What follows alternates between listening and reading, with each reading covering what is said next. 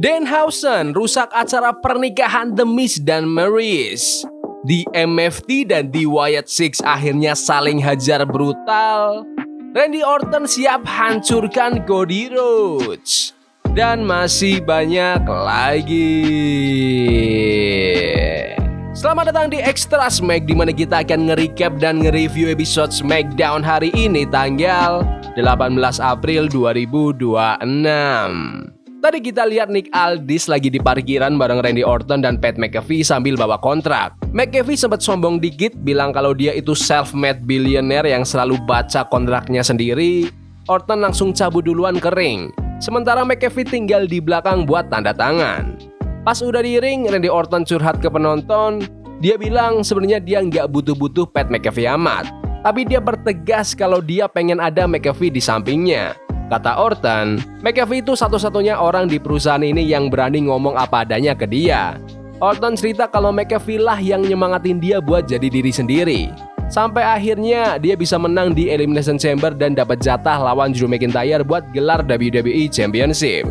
Tapi ya gitu, dia ngerasa harusnya dia bisa ngalahin McIntyre, malah Cody Rhodes yang balik dapat sabuk itu. Orton ngaku awalnya dia nahan diri karena temenan sama Cody. Cody sempat bilang ke Orton buat jadi diri sendiri aja. Tapi Orton malah nolak saran itu. Menurut Orton, selama mereka temenan, dia terus yang berkorban sementara Cody cuma bisa nerima doang. Dia ngungkit momen di masa lalu kayak pas WrestleMania 40, di mana Cody lebih milih Seth Rollins daripada dia. Padahal Orton udah babak belur bantuin Cody lawan The Bloodline dan Kevin Owens sampai cedera segala. Intinya, Orton bilang McAfee udah ngelakuin jauh lebih banyak buat dia ketimbang Cody. Dia pun bersumpah bakal benerin kesalahan masa lalu dan menangin gelar juara dunia ke-15 lewat RKO. Balik lagi ke parkiran, McAfee kelihatan lagi di dalam mobilnya bareng Nick Aldis. Orton nyusul masuk ke dalam. McAfee bilang ke Aldis kalau dia bakal kasih testimoni bagus ke atasan. Terus dia pamit ke para marks dan bilang sampai ketemu besok di WrestleMania. Jadi, promo dari Randy Orton mantap sih. Dia punya alasan kuat buat kesel karena emang kenyataannya dia sering babak belur gara-gara musuh-musuhnya Cody Rhodes. Penonton emang ngebu pas nama Pat McAfee disebut, jadi kelihatan banget McAfee yang dibenci, tapi fans gak bener-bener benci sama Orton. Walaupun dia udah balik jadi heel. Anyway, kalau kalian nonton video prediksiku, aku sih megang Randy Orton yang bakal menang lawan Cody di WrestleMania. Pasti bakal jadi match yang seru. Masuk ke pertandingan pertama di SmackDown hari ini, Street Fight antara The Wyatt Six melawan MFT. Match baru mulai aja, The Wyatt Six udah langsung pegang kendali dan bikin ring kosong. Berantemnya langsung merembet keluar ring, bawa-bawa senjata, bahkan Tonga Loa ikutan rusuh meskipun dia nggak ikut tanding secara resmi. Talatoa kelihatan ngeri banget di sini. Dia pakai tangga dan gerakan power buat ngebalikin keadaan. Eric Rowan gak mau kalah. Dia hajar banyak orang sekaligus dan bawa makin banyak senjata kering. Matchnya makin kacau dengan saling tukar serangan pakai kendo stick, kursi sampai tong sampah. Kedua tim pun gantian pegang kendali. Pas detik-detik terakhir, gangguan dan jurus-jurus mau terus keluar. Talang ngasih double choke slam, terus Rowan kayaknya kena masalah lutut pas jatuh ke lantai. Solo Sikoa langsung manfaatin situasi kacau itu. Dia hajar Uncle Howdy pakai Samoan Spike untuk memenangkan pertandingan. Tapi pas Solo lagi ngepin, Tama Tonga itu sebenarnya lagi siap-siap mau keluarin jurus pamungkasnya. Jadi si Tama cuma bisa melongo ngeliatin Solo ambil kemenangan itu dari dia. Menurutku ini street fight yang oke dan dapat durasi lama. Semua orang dapat porsi yang pas. Tama Tonga bener-bener kelihatan kayak monster di pihak heel, sementara Eric Rowan juga punya banyak momen seru buat timnya. Solo Sikoa yang nyolong pin dari Tama Tonga makin memperpanjang tensi di antara mereka. Aku asumsi sih ini akhir dari rivalitas panjang antara The Wyatt Six dan The MFT. Menurutku tim Solo yang menang itu keputusan bener. Tapi jujur aja seluruh perseteruan ini agak gagal sih, soalnya nggak ada yang benar-benar dapat untung dari sini. R-Truth dan Damian Priest, WWE Tag Team Champion kita, lagi ngobrol di belakang. Truth kayak biasa, kelihatan bingung. Terus dia bilang kalau mereka ada jadwal pertahanan gelar hari ini juga di SmackDown. Yang bikin Priest kaget karena dia nggak tahu apa-apa. Terus ada segmen The Miz yang lagi perbarui janji nikah bareng Maryse yang dipimpin sama Kit Wilson. Pas Miz lagi ngomong romantis, Danhausen tiba-tiba ganggu. Miss nyamperin, malah ribut dan bikin Maryse jatuh ke kue pengantinnya. Maryse auto ngambek berat. Ada video profil juga soal Royce Keys, termasuk testimoni dari keluarganya dan mentornya Mark Henry. Videonya fokus ke latar belakang dia soal ibunya yang meninggal tahun 2021 sampai perjalanannya ke WWE. Nah, terus ada mobil polisi datang ke arena dan masuk ke dalam. Ternyata Jake Fatu ada di belakang mobil itu sebelum akhirnya dia naik ke atas ring buat ngomong. Dia bilang dia nggak malu sama masa lalunya dan di borgol itu nggak ngefek apa-apa ke dia. Jika bahas soal unsanctioned match-nya nanti, dia nekenin kalau nggak bakal ada orang berwenang atau security yang hadir. Dia bilang nggak ada yang bisa stop dia buat hajar Drew McIntyre dan nggak bakal ada yang bisa nolongin Drew. Jacob nambahin kalau dia udah move on dari masa lalunya dan bersumpah bakal ninggalin Drew di belakang hancur setelah match mereka nanti. Aku suka promo ini. Jacob Fatu ngomong jujur dari hati kalau dia udah ngelewatin banyak hal dan dia bukan lagi orang yang sama kayak pas dia ditangkap waktu muda dulu. Sekarang Jacob bener-bener lock in dan lebih fokus dibanding sebelumnya. Pertandingan mereka besok pasti bakal brutal nih. Charlotte Flair sama Alexa Bliss lagi di locker. Charlotte ngomongin kesuksesan mereka dan peluang buat jadi juara tag team 2 kali. Alexa lebih fokus ke persahabatan mereka, tapi dia kelihatan kesal karena ngerasa Charlotte lebih mentingin sabuk daripada hubungan mereka. Charlotte pun langsung cabut gitu aja sebelum match mereka nanti. Di ring, WWE Tag Team Championship dipertaruhin antara Damian Priest dan R-Truth lawan Kofi Kingston dan Grayson Waller. Penantang sempat dapat momentum awal setelah bikin Truth jatuh ke lantai dan diisolasi di sudut mereka. Kofi sama Grayson tetap pegang kendali dengan sering ganti-gantian, tapi Grayson sempat bikin ritme mereka berantakan gara-gara dia asal main masuk. Priest akhirnya dapat giliran masuk dan langsung ngebalikin keadaan pakai serangan power kedua lawannya. Di akhir match, Truth masih aja bingung, dia malah berdiri di sudut yang salah tapi tetap masuk ke ring dan hajar Kofi. Para juara akhirnya ngeluarin double team flapjack ke Grayson untuk memenangkan pertandingan. Pertandingan yang lumayan lah buat hasil kemenangan ke juara bertahan dan bikin penonton ketawa dikit. Aku pribadi suka Damian Priest sama R-Truth sebagai tim, emang kedengaran aneh tapi mereka seru banget.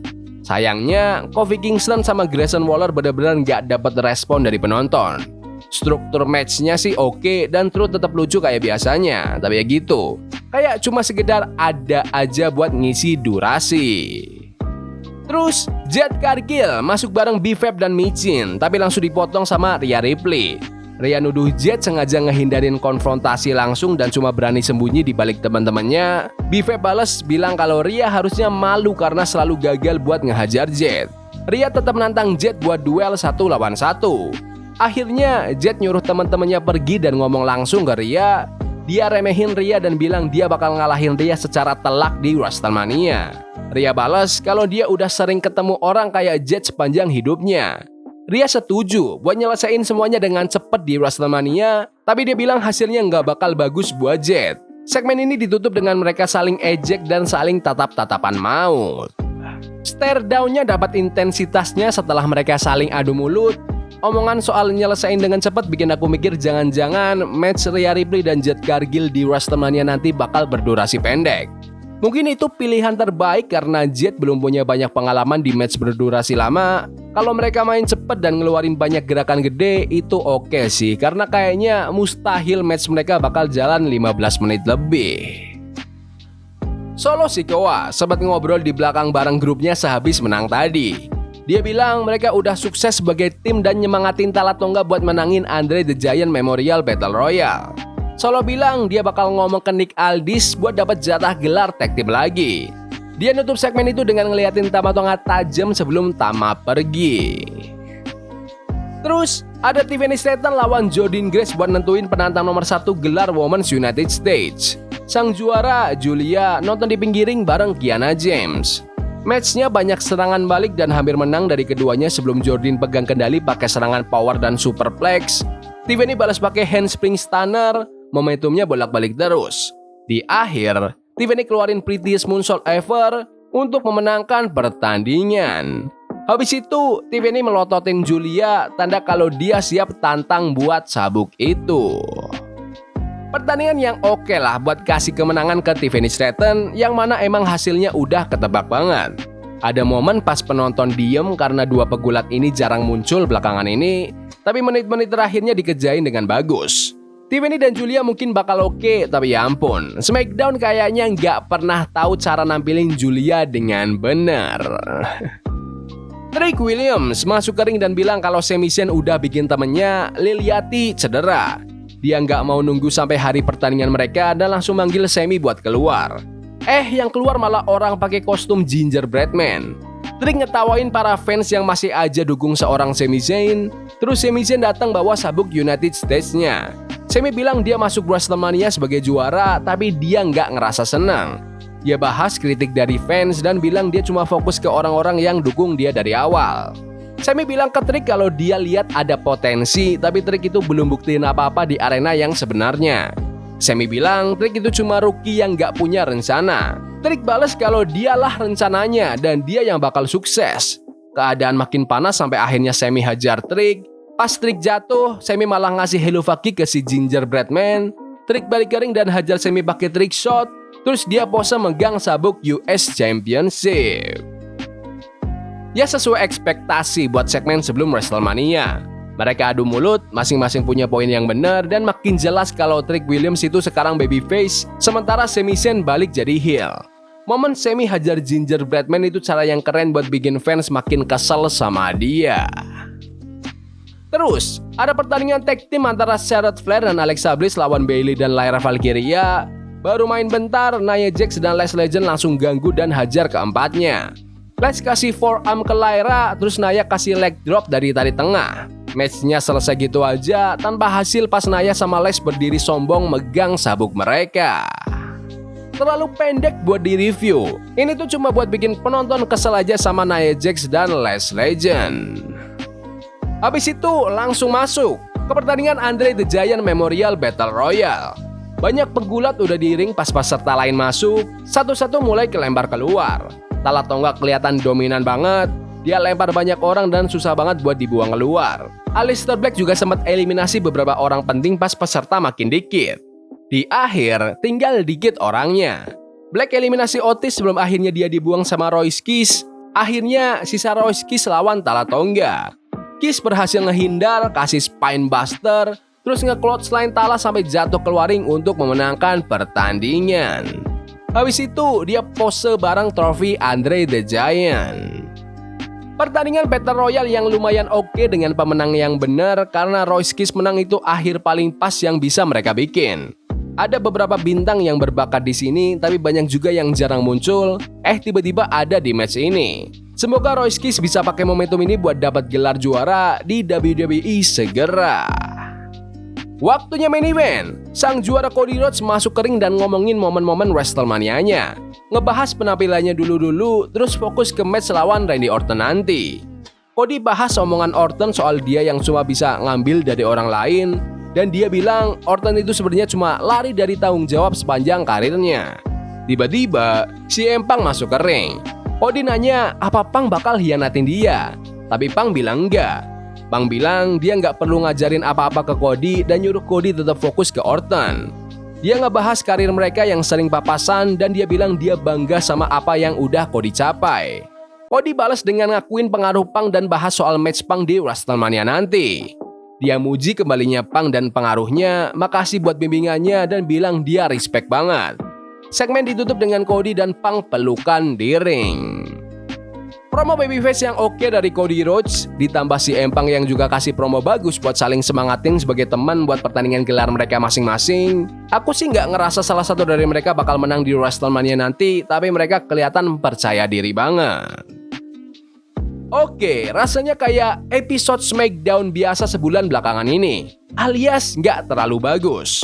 Banyak poin lemahnya, nggak banyak konfrontasi langsung antar lawan di WrestleMania, tapi yang ada tadi ya lumayan lah. Kualitas pertandingannya juga di bawah rata-rata buat standar WWE sekarang. Penutupnya benar-benar gaya babyface buat promoin WrestleMania lewat persahabatan antara CM Punk dan Cody Rhodes. Build up WrestleMania-nya emang kurang oke, tapi aku yakin kualitas match-nya nanti pasti kuat. Aku sih udah siap banget buat WrestleMania sekarang. Tapi menurut kalian gimana SmackDown hari ini? Bagus? Gak bagus? komen di kolom komentar. Ya udah gitu aja video hari ini. Jangan lupa like dan subscribe ke channel ini karena gue pengen 20.000 subscriber si bulan ini. Tolong bantu. Yes boy, see you. Love is a game we play incognito. Forbidden fire on Nico. Burning for love we can.